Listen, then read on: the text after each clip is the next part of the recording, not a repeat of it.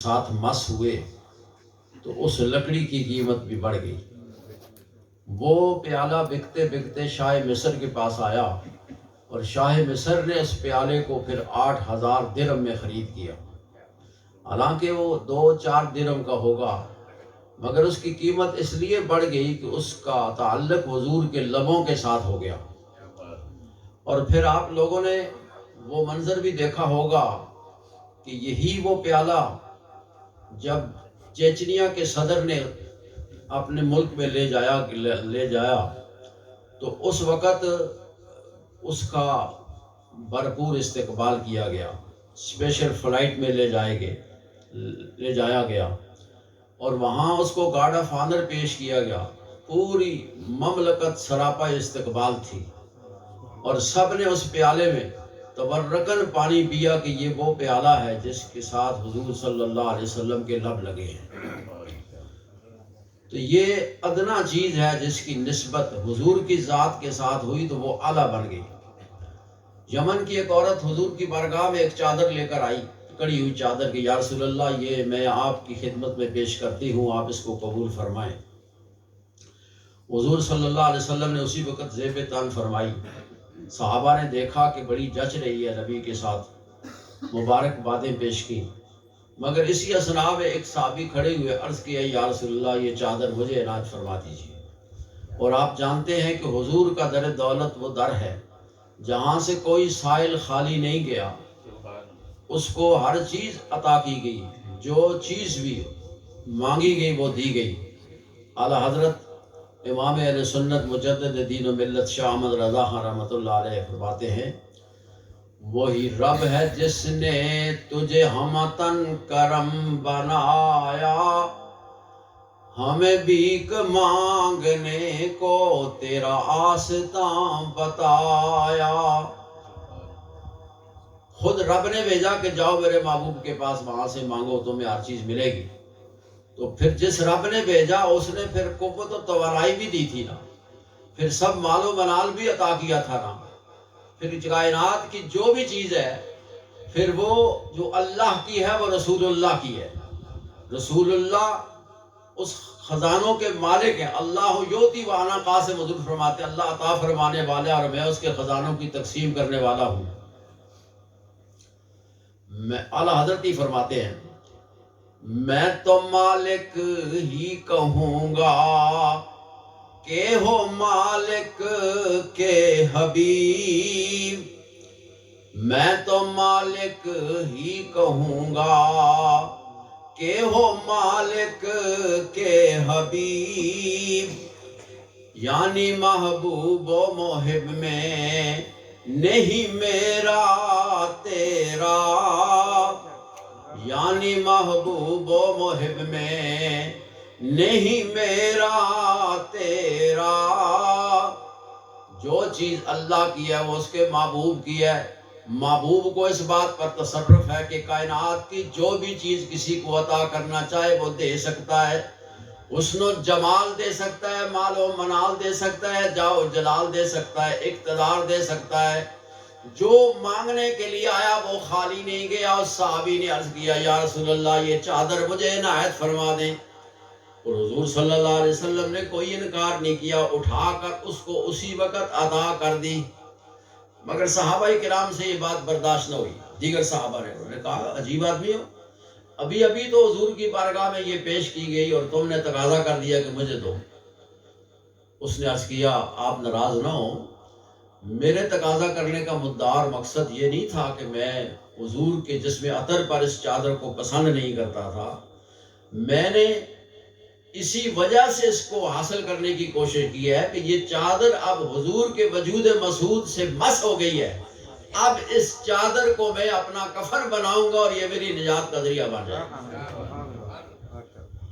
ایک کمان جس کو حضور صلی اللہ علیہ وسلم چھوا کرتے تھے، وہ کمان ایک تابعی کے پاس پہنچی جن کا نام عبد الرحمن تھا۔ وہ اس کمان کو کبھی بے وضو نہیں چھوا کرتے تھے، اس لیے کہ اس کے ساتھ حضور کے دست مبارک لگے ہیں، لہذا مجھے بے وضو اس کو نہیں چھونا چاہیے۔ چادر بے جان، کمان بے جان، پیالہ بے جان، بے جان اشیاء کا تعلق حضور کی ذات کے ساتھ ہوا تو وہ مقام و مرتبہ پا گئے۔ انسان تو اشرف المخلوقات ہے، اگر ازواج مطہرات کا تعلق حضور کی ذات کے ساتھ ہو جائے، اہل بیت اطہار کا تعلق حضور کی ذات کے ساتھ ہو جائے، صحابہ کرام کا تعلق حضور کی ذات کے ساتھ ہو جائے، تو پھر کیوں نہ وہ مقام و مرتبہ پائیں گے۔ یہی وجہ ہے کہ اللہ تعالیٰ نے قرآن مجید فرقان حمید میں اعلان فرمایا، یا نساء النبی لستن کاحد من النساء، اے بیویو، اے حضور کی ازواج مطہرات، باقی بیویاں تمہاری طرح، عورتیں تمہاری طرح نہیں ہو سکتی ہیں، تم بے مثل و بے مثال ہو گئی ہو۔ حضور کے عجلہ عروسی میں آنے کے باعث حضور کے ساتھ تمہارا جب سے تعلق ہوا، اس کے بعد اب تمہاری کوئی مثال نہیں ہے، تم بے مثل و بے مثال ہو۔ مقام غور و فکر ہے، حضور کی ذات کے ساتھ عام عورت کا تعلق ہو جائے، حضور کی گھر میں آ جائے تو وہ بے مثل و بے مثال ہو جائے، تو خود اس آقا مولوی کا کیا مقام و مرتبہ ہوگا۔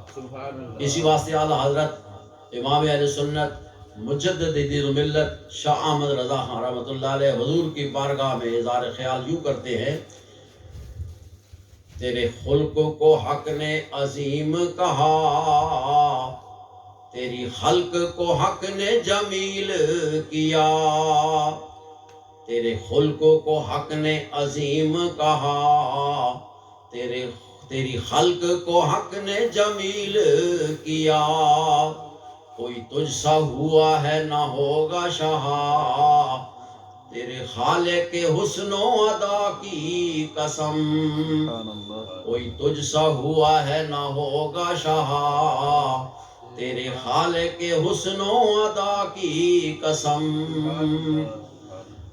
جب ازواج مطہرات کی مثل کوئی نہیں ہو سکتا تو پھر حضور کی مثل کوئی نہیں ہو سکتا۔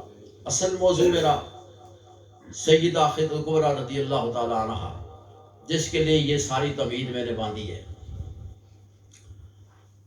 حضور صلی اللہ علیہ وسلم نے بیک وقت 9 ازواج مطہرات سے شادی کی، 9 بیک وقت۔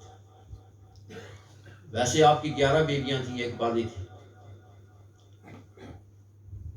لوگ مستشرقین اور غیر مسلم حضور صلی اللہ علیہ وسلم کے بارے میں یہ پروپیگنڈا کرتے ہیں، اکثر و بیشتر کرتے نظر آتے ہیں اور لوگوں کو بہکاتے ہیں کہ نبی کریم صلی اللہ علیہ وسلم نعوذ باللہ آپ پر شہوت کا غلبہ تھا، یہی وجہ تھی کہ آپ نے اتنی عورتوں کے ساتھ نکاح کیا۔ آج کل کے نوجوانوں کو یہ بات جاننی چاہیے اور اس کا جواب بھی ان کے پاس ہونا چاہیے۔ ایک ڈاکٹر صاحب کہتے ہیں کہ میں انگلینڈ کورس کرنے کے لیے آیا، تو جہاز میں جب بیٹھا ہوا تھا تو ایک ایئر ہوسٹس میرے پاس آ کر بیٹھ گئی اور مجھ سے گفتگو کرنے لگی۔ دوران گفتگو اس نے مجھ سے کہا، تم مسلمان ہو؟ میں نے کہا مسلمان ہوں۔ کہا آپ کے نبی نے کتنی شادیاں کی؟ اس نے کہا مجھے نہیں پتا۔ اس نے کہا انہوں نے اتنی شادیاں کی ہیں، اور آپ کے نبی تو نعوذ باللہ من ھذا وہ شہوت پرست تھے۔ وہ کہتا ہے میں نے جب اس کی گفتگو سنی تو مجھے اسلام سے نفرت ہو گئی، تو میں 8 سال برطانیہ میں ڈاکٹری کا علم حاصل کرتا رہا، اور اس دوران میں کبھی مسلمانوں سے نہیں ملا اور مسجد میں نہیں گیا، کیونکہ میرے دل میں اس نے نفرت پیدا کر دی تھی اسلام کے بارے میں کہ اسلام کے بانی کی یہ حیثیت ہے تو پھر اسلام کیا ہوگا۔ وہ کہتا ہے کہ مجھے لوگ عیسائی سمجھتے تھے کیونکہ میں گرجوں میں جاتا تھا۔ کہتا ہے 8 سال کے بعد میں پاکستان واپس آیا تو میں سندھ کے اندر ایک تقریب تھی اس میں چلا گیا۔ اس تقریب کے اندر ایک ڈاکٹر صاحب خطاب کر رہے تھے جو ازواج مطہرات پر بول رہے تھے۔ انہوں نے جب حضور صلی اللہ علیہ وسلم کی شادیوں کے بارے میں آگاہ کیا تو میرے رونگٹے کھڑے ہو گئے کہ میں اتنا عرصہ اسلام سے دور رہا ہوں اور متنفر رہا ہوں، جبکہ حقیقت کچھ اور ہے۔ چنانچہ وہ کہتے ہیں جب مجھے پتا چلا کہ اس کی کیا وجوہات ہیں، حضور صلی اللہ علیہ وسلم کے نکاح اتنے کرنے کی کیا وجوہات ہیں، تو پھر مجھے حضور کی عظمت میرے دل میں بیٹھ گئی، اور اس کے بعد میں پھر اسلام کے ساتھ دوبارہ جڑ گیا۔ میں تو اس نے کہا کہ مجھے ان عالم دین اور ڈاکٹر سے یہ پتہ چلا کہ حضور نے جو شادیاں اتنی کی ہیں اس کی کیا غرض و غایت تھی۔ سب سے پہلی وجہ انہوں نے یہ بتائی کہ آپ نے پہلی شادی جو کی ہے وہ سیدہ خدیجہ کبریٰ رضی اللہ تعالیٰ عنہ کے ساتھ کی ہے، جن کا یہ 10 رمضان مبارک کو وصال ہے۔ کہتے ہیں ان کی عمر 40 سال، حضور صلی اللہ علیہ وسلم کی عمر 25 سال۔ 25 سال کا نوجوان عنفوان شباب کا مالک ہوتا ہے، اور وہ کبھی بھی اپنے سے زیادہ بڑی عمر کے ساتھ شادی کرنے کی خواہش نہیں رکھتا۔ وہ حسن و جمال کا متمنی ہوتا ہے، اور اہل مکہ اور کفار نے آپ کو بار بار یہ بات پیشکش کی کہ آپ ہمارے بتوں کو برا بھلا مت کہیں، اگر آپ دولت چاہتے ہیں تو ہم آپ کو دولت دے دیتے ہیں، اگر آپ حسن و جمال چاہتے ہیں تو مکہ کی کسی عورت پر آپ ہاتھ رکھیں، ہم آپ کو وہ دے دیتے ہیں۔ لیکن آپ نے فرمایا نہیں، اگر تو میرے ایک ہاتھ پر سورج اور دوسرے پر چاند رکھ دو تو مجھے وہ بھی نہیں چاہیے، میں صرف اللہ وحدہ لا شریک کی جو میری ڈیوٹی ہے وہ میں ادا کر رہا ہوں۔ تو انہوں نے کہا کہ سب سے پہلی خاتون جس کے ساتھ آپ نے نکاح کیا وہ خدیجہ کبریٰ رضی اللہ تعالیٰ عنہ، جن کی عمر 40 سال، اور پھر جب تک وہ زندہ رہی آپ نے دوسری کسی عورت کے ساتھ شادی نہیں کی۔ یا ایسے شباب کا مالک آدمی کبھی برداشت کر سکتا ہے کہ وہ ایک بوڑھی خاتون کے ساتھ رہے؟ اور پھر ایسے معاشرے کے اندر جہاں جب کسی کا کوئی شوہر فوت ہو جائے تو اس کو منحوس قرار دیا جاتا ہے، اس عورت کو گھر سے نکال دیا جاتا ہے، اور اس کو سزا دی جاتی ہے کہ تمہاری وجہ سے تمہارے شوہر کا انتقال ہوا ہے۔ تو ہمارے آقا مولا صلی اللہ علیہ وسلم نے 40 سالہ خاتون کے ساتھ شادی کر کے دنیا والوں کو یہ بتا دیا کہ بیوہ عورت کبھی منحوس نہیں ہوتی ہے، اس کو عظمت لگائی، اس کو 4 چاند لگا دیے۔ تو پہلی خاتون خدیجہ کبریٰ رضی اللہ تعالی عنہا ہے۔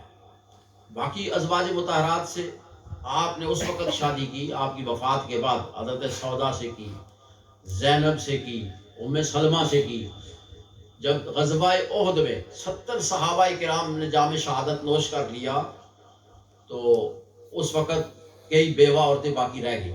حضور صلی اللہ علیہ وسلم نے ان بیوہ خواتین کی حوصلہ افزائی کے لیے، دلجوئی کے لیے، صحابہ کرام کو رغبت دلانے کے لیے ان 3 بوڑھی عورتوں کے ساتھ آپ نے شادی کی، جن کے شوہر شہید ہو گئے تھے، جام شہادت نوش کیا، تاکہ یہ بیوہ اور بے آسرا رہ گئی ہیں، ان کا کوئی سہارا بننا چاہیے۔ جب آپ نے رغبت دلائی اور آپ نے ان کے ساتھ نکاح کیا تو دیگر صحابہ کرام نے بیوہ عورتوں کے ساتھ پھر نکاح کیا تاکہ ان کو سہارا دیا جائے۔ اسی طرح باقی جتنی ازواج مطہرات ہیں سوائے ایک سیدنا ابوبکر صدیق رضی اللہ تعالیٰ عنہ کی صاحبزادی صدیقہ بنت صدیق اکبر رضی اللہ تعالیٰ عنہ، عائشہ صدیقہ رضی اللہ تعالیٰ عنہ ایک کنواری خاتون تھی، اور اس کی غرض و غایت بھی یہ تھی کہ دین اسلام کا جو اکثر حصہ ہے جو بظاہر مردوں تک تو پھیل رہا ہے، اس کا اندرونی حصہ جو ہے خواتین کے ذریعے سے خواتین میں پھیلے۔ چنانچہ دین کا تیسرا حصہ جو ہے وہ عائشہ صدیقہ رضی اللہ تعالیٰ عنہ کے ذریعے سے پھیلا ہے، اور بے شمار احادیث مبارکہ کی آپ راویہ ہیں، اور کئی صحابہ کرام کی آپ استاد ہیں، ان کو پڑھاتی رہی ہیں۔ جب کبھی کسی کو کسی سوال کی ضرورت پڑی تو عائشہ صدیقہ رضی اللہ تعالیٰ عنہ کی خدمت میں حاضر ہوئے۔ وجہ یہ تھی کہ وہ جوان تھی، اور جوان آدمی کا ذہن اور اس کی تختی صاف ہوتی ہے، اور اس میں علم کی باتیں بڑی جلدی راسخ ہو جاتی ہیں۔ اس کی غرض و غایت صرف یہی تھی، اور باقی جتنی ازواج مطہرات سے کیا وہ کوئی عربی تھی، کوئی کس قبیلے سے تعلق رکھتی تھی، کوئی کس قبیلے سے تعلق رکھتی تھی، لہٰذا جب ان کی دلجوئی کی گئی تو ان کی وجہ سے پورے کا پورا خاندان ہی واپس آ گیا، اسلام کی طرف لوٹ آیا، اور انہوں نے اسلام قبول کر لیا۔ تو سیدہ خدیجہ کبریٰ رضی اللہ تعالی عنہا وہ پہلی خاتون ہیں جو مومنوں کی ماں ہیں، جن کے ساتھ حضور صلی اللہ علیہ وسلم نے نکاح کیا۔ آپ کا مقام و مرتبہ، آپ کی شان یہ ہے کہ جب آپ کا نکاح حضور کے ساتھ ہوا تو آپ نے اپنی ساری دولت حضور صلی اللہ علیہ وسلم کے قدموں پر نچھاور کر دی، یعنی آپ موسنہ اسلام ہیں، موسنہ مسلمان ہیں، کائنات کی موسنہ ہیں آپ نے اس وقت ایک مرتبہ عائشہ صدیقہ رضی اللہ تعالیٰ عنہ کے سامنے حضور صلی اللہ علیہ وسلم خدیجہ کبریٰ کا ذکر کر رہے تھے، تو آپ نے عرض کیا یا رسول اللہ آپ اس بوڑھی کا بار بار تذکرہ کرتے ہیں۔ حضور صلی اللہ علیہ وسلم کے چہرے پر جلال آ گیا اور آپ نے فرمایا ہے عائشہ آج ذکر کر دیا ہے اس انداز سے، آئندہ نہیں کرنا۔ تم اس وقت میرے عجلہ روسی میں آئی ہو، باقی ازواج مطہرات، جب میرے پاس سب سہولیات تھی، مشکلات ختم ہو گئی تھی، اور اس نے اس وقت میرے ساتھ عقد کیا جب کہ لوگ مجھے ستایا کرتے تھے، جب کہ لوگ مجھ پر پتھر مارتے تھے، میری گردن پر اوجری رکھتے تھے، جب کہ لوگ میرے راستے میں کانٹے بجاتے تھے۔ اس مشکل وقت میں خدیجہ کبریٰ رضی اللہ تعالیٰ عنہ نے میری ڈھارس بنائی۔ تو چنانچہ آپ نے اس وقت جب اسلام قبول کیا اور حضور کے ساتھ نکاح کیا تو آپ نے اپنی ساری دولت حضور کے قدموں پر نشاور فرما دی کہ یا رسول اللہ آپ اس کے مالک ہیں، جدھر چاہتے ہیں آپ اس کو خرچ کریں۔ اور حضور صلی اللہ علیہ وسلم کے ساتھ عقد ہونے سے پہلے آپ کے گھر میں 20 باندیاں تھیں، 20 جو آپ کی خدمت سر انجام دیتی تھی، لیکن جب حضور کے ساتھ عقد ہوا تو اب سب باندیوں کو چھٹی مل گئی سوائے نفیسہ کے، اور حضور صلی اللہ علیہ وسلم کی خدمت وہ خود بجا لایا کرتی تھی، خود۔ میرے دوستوں بزرگوں، سرکار دو عالم صلی اللہ علیہ وسلم پر جب پہلی وحی نازل ہوئی تو آپ غار حرا کے اندر ہیں۔ غار حرا میں عائشہ سیدہ خدیجہ کبریٰ رضی اللہ تعالیٰ عنہ آپ گھر سے سالن پکا کر روٹی لے کر حضور کی بارگاہ میں اکثر جایا کرتی ہیں۔ اکثر لوگوں نے عمرہ ادا کیا، غار حرا میں گئے، انہوں نے دیکھا کتنی چڑھائی ہے، کتنا دشوار گزار سفر ہے، لیکن خدیجہ کبریٰ رضی اللہ تعالیٰ عنہ بار بار گھر سے سب کچھ لے کر حضور کی بارگاہ میں جایا کرتی تھی۔ ایک مرتبہ جب آپ یہ سالن لے کر جا رہی تھی، روٹی لے کر جا رہی تھی، ادھر سے جبریل امین حضور کی بارگاہ میں غار حرا میں آ گئے۔ صلاۃ و سلام پیش کرنے کے بعد عرض کیا یا رسول اللہ آپ کی رفیقہ حیات آپ کی خدمت کے لیے سالن لے کر آ رہی ہے، رب کائنات نے آپ کی وساطت سے اس کو سلام بھیجا ہے کہ خدیجہ کو میرا سلام دے دینا۔ جبریل امین عرض کرتے ہیں یا رسول اللہ اللہ کا بھی سلام ان پر ہو، میرا بھی ان پر سلام ہو۔ اس کی کیا شان ہوگی جس کو خالق کائنات سلام بھیجے، اس کا کیا مقام و مرتبہ ہوگا۔ اللہ نے خوش ہو کر کے میرے محبوب کی رفیقہ حیات میرے محبوب کی خدمت کر رہی ہے، اتنی تکلیفیں اٹھا رہی ہے، اس کو سلام تو بھیجو۔ خدیجہ کبریٰ رضی اللہ تعالیٰ عنہ تک جب سلام پہنچا تو آپ نے اس کا جواب کیا دیا؟ آپ عرض کرتی ہیں یا رسول اللہ ان اللہ هو السلام وعلیہ السلام، بے شک اللہ تو خود سلام ہے، اس پر تو سلام بھیجا نہیں جا سکتا، لیکن جبریل پر میرا سلام ہو۔ یعنی اتنی قابلیت بھی آپ کے پاس تھی۔ جب پہلی وحی آئی تو حضور پر تھوڑی گھبراہٹ طاری ہوئی، خوف طاری ہوا۔ آپ گھر پہنچے اور عرض کیا زملونی زملونی، مجھے کمبل اڑاؤ۔ جب کمبل اڑایا گیا تو آپ نے وہ ساری کیفیت بیان کی تو خدیجہ کبریٰ رضی اللہ تعالیٰ عنہ عرض کرتی ہیں یا رسول اللہ آپ گھبرائیں نہیں، آپ غریبوں کے ہمدرد اور غمگسار ہیں، آپ لوگوں کی مدد کرنے والے ہیں، آپ اللہ کے محبوب ہیں، آپ کو کچھ بھی نہیں ہوگا۔ ورقہ بن نوفل کے پاس لے کر گئیں جو عیسائی عالم دین تھے، انہوں نے کہا کہ یہ جو کیفیت بیان کی جا رہی ہے یہ ان کے نبی ہونے کی دلالت کرتی ہے، یہ وہ شخص ہے جو وحی لے کر لوگوں کے پاس آتا ہے، انبیاء کے پاس آتا ہے۔ چنانچہ جبریل امین ہے یہ۔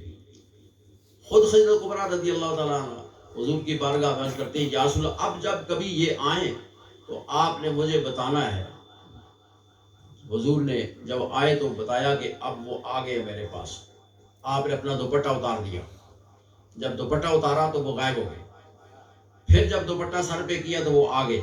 اس کیفیت کو حضور نے بتایا تو آپ عرض کرنے لگی کہ یہ اگر شیطان ہوتا تو دوپٹہ اتارنے کے بعد یہ کبھی نہ جاتا، یہ جبریل امین ہے جس نے شرم و حیا کیا وہ اس سے دوپٹہ اترنے کے ساتھ ہی وہ غائب ہو گئے، اور جب میں نے دوپٹہ کیا تو یہ واپس آ گئے، یہ جبریل ہے۔ یعنی یہ خود خدیجہ کبریٰ رضی اللہ تعالیٰ عنہ حضور کی رہنمائی فرما رہی ہیں، حضور کی ڈھارس بنا رہی ہیں اس انداز سے، تو وہ خاتون جس نے حضور صلی اللہ علیہ وسلم کی ڈھارس بنائی ایسے مشکل وقت میں، اس کی کتنی عظمت ہوگی۔ اس واسطے اللہ تعالیٰ ان کو سلام بھیجتا ہے اور اکثر بیشتر حضور ان کو یاد کرتے ہیں۔ آپ موسنا کائنات اس لیے ہے کہ آپ نے جہاں 4 بچیوں کی اور 2 بچوں کی، حضور کی ساری اولاد جو ہے وہ آپ ہی سے ہے، سوائے ایک ماریا قبطیہ سے، ایک لونڈی سے جو ایک بچے ہیں کہ وہ ہے، باقی ساری 6 اولادیں جو ہیں وہ حضور صلی اللہ علیہ وسلم کی اور حضرت کبریٰ رضی اللہ تعالیٰ عنہ سے ہیں۔ موسنا کائنات اس لیے کہ آپ نے اپنا سارا سرمایہ اسلام کے لیے خرچ کیا، مشکل وقت میں اللہ کے محبوب کی ڈھارس بنائی، ان کا ساتھ قدم قدم پر دیا، مشکلیں خود اٹھائیں، اور جو اولاد پال کر دی، بالخصوص تمام اولاد میں سے خاتون جنت کا بڑا مقام و مرتبہ ہے سیدہ فاطمہ رضی اللہ تعالی عنہا، جو پال کے دی، ان کی یہ عظمت ہے کہ میدان محشر میں اعلان کیا جائے گا، دنیا کے اندر کوئی آدمی اگر کسی امتحان میں کامیاب ہو تو اس کو مختلف میڈل سے اور اعزازات سے نوازا جاتا ہے، مگر اس سے بڑا میڈل اور اعزاز کیا ہوگا؟ میدان محشر میں خاتون جنت کے لیے کہا جائے گا کہ اے اہل محشر غضوا ابصارکم، اپنی نگاہوں کو جھکا لو کہ فاطمہ کی سواری گزرنے والی ہے۔ تمام اہل محشر اپنی نظریں جھکا دیں گے اور اس وقت 70,000 حوروں کے جلوں میں خاتون جنت کی سواری گزرے گی۔ ایک تو خود لوگوں کی نظریں جھکی ہوئی ہیں اور دوسرا 70,000 حوروں کے پردے میں آپ گزر رہی ہیں۔ اللہ کو کس قدر آپ کے پردے کا اہتمام ہے کہ جبریل بھی بے اجازت ان کے گھر میں نہیں آتے۔ اعلیٰ حضرت کے چھوٹے بھائی حسن رضا خان رحمۃ اللہ کہتے ہیں بے اجازت ان کے گھر جبرائیل آتے نہیں، بے اجازت ان کے گھر جبرائیل آتے نہیں، کیا قدر و شان ہے اہل بیت، اہل بیت کی کیا قدر و شان ہے کہ ان کے گھر میں جبریل بھی نہیں آتے۔ اور یہاں بھی حضرت کبریٰ کے پردے کا خیال بھی کیا، اور میدان محشر میں تمام مخلوقات نے فاطمہ الزہرا رضی اللہ تعالیٰ عنہ کے پردے کا خیال کیا، اور پھر اسی فاطمہ نے، آپ کی بیٹی نے، امام علی مقام کی پرورش کر کے لوگوں کو عطا کیا، اسلام کو عطا کیا، جنہوں نے کربلا کے میدان کے اندر اپنی اور اپنے رفقاء کار کی، اپنی اولاد کی، جوان اولادوں کی، معصوم بچوں کی قربانیاں دے کر اسلام کو بچایا۔ تو یہ سب نسبت ہے حضرت کبریٰ رضی اللہ تعالیٰ عنہ کے ساتھ۔ انہوں نے فاطمہ کو پالا، فاطمہ نے حسین کو پالا، اور حسین نے پھر وہ قربانی دی کہ نیزے کی نوک پر قرآن سنا کر قرآن کی حفاظت کی اور بچا دیا، اسلام کو بچایا کربلا کے اندر۔ حضرات ذیبکار،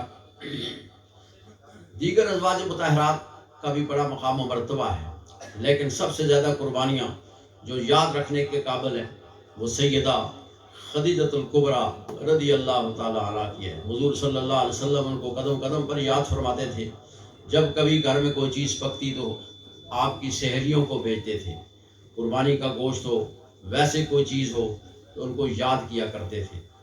اور خود سب سے بڑا مقام آپ کا یہ ہے کہ 5 شخصیات ایسی ہیں جن کے لیے حضور قبر انور میں اترے اور ان کو اپنے ہاتھوں سے اتارا۔ خدیجۃ الکبریٰ کی دفعہ جنازے کا حکم نہیں تھا، لیکن حضور نے ان کی قبر کے اندر خود ان کو اتارا اپنے ہاتھوں کے ساتھ۔ یہ کتنا بڑا اعزاز ہے۔ عائشہ صدیقہ رضی اللہ تعالیٰ عنہ کی والدہ ماجدہ ام رومان کے بارے میں حضور نے فرمایا کہ جس نے جنتی حور کو دیکھنا ہے وہ ام رومان کو دیکھ لے، ان کو قبر میں اتارا۔ مولا کائنات علی المرتضیٰ رضی اللہ تعالیٰ عنہ کی والدہ ماجدہ فاطمہ بنت اسد کو بھی حضور صلی اللہ علیہ وسلم نے قبر میں اتارا، بلکہ خود ان کی قبر میں لیٹ گئے اور اپنا حلہ مبارک ان کو عطا کیا۔ اسی طرح عبداللہ مزنی ایک صحابی ہیں، ان کے لیے حضور نے رات کو چراغ روشن کیا، ان کی قبر میں خود اترے، ان کو اتارا۔ اسی طرح اور حضرت کبریٰ کا ایک سابقہ شوہر تھے، ان کا ایک بیٹا تھا ہند، ان کے لیے حضور صلی اللہ علیہ وسلم نے قبر انور کے اندر فرمایا کہ یا اللہ میں اس سے راضی ہوں، تو بھی اس سے راضی ہو جا۔ دیگر صحابہ کرام کہتے ہیں کہ ہم نے کہا کاش اس کی جگہ ہم ہوتے اور حضور ہمارے لیے اعلان فرماتے کہ یا اللہ جس طرح تو میں اس سے راضی ہو تو بھی اس سے راضی ہو جا. تو یہ وہ 5 شخصیات ہیں جن کے لیے حضور صلی اللہ علیہ وسلم قبر انور کے اندر اترے. اور 7 قبرستان ایسے ہیں دنیا میں کہ جن کے قیامت کے دن جن سے 70,000 افراد کو جنت میں اڑیلا جائے گا. ان میں ایک جنت المالا ہے جہاں سیدہ خدیجہ کبریٰ رضی اللہ تعالی عنہا، حضور کے صاحبزادگان اور دیگر صحابہ کرام وہاں مدفون ہیں. ایک جنت المالا ہے، ایک جنت البقیع ہے، ایک اسکلان کا قبرستان ہے، ایک کربلا کا قبرستان ہے، ایک بغداد کا قبرستان ہے. اس طرح کئی قبرستان ہیں کہ جن کو تقریباً 7 قبرستان ایسے ہیں کہ جن میں سے 70,000 افراد کو وہاں سے اٹھا کر سیدھا جنت میں داخل کیا جائے گا. اور ان میں وہ قبرستان بھی ہے جہاں خاتون جنت، جہاں سیدہ خدیجہ کبریٰ رضی اللہ تعالی عنہا مدفون ہے. تو آج کا ہمارا موضوع جو تھا وہ ازواج مطہرات اور سیدہ خدیجہ کبریٰ رضی اللہ تعالی عنہا کی بابت تھا. بہت سی باتیں باقی ہیں لیکن میں اسی پر اکتفا کرتے ہوئے دعا کرتا ہوں کہ اللہ تعالی ہم سب کو ازواج مطہرات، صحابہ کرام اور اہل بیت اطہار سے حقیقی محبت کی توفیق عطا فرمائے. وما علیہ الا البلاغ. صلی اللہ علیہ پہلی اذان ہو سی اچھا پہلی جانا سی پہلی اذان جو صفحہ اگلیاں پوریاں کرو جی، مہربانی ہو سی. گیپ پیچھے آدمی کھڑے جی. اسی آگے چلے جاؤ. ہاں جی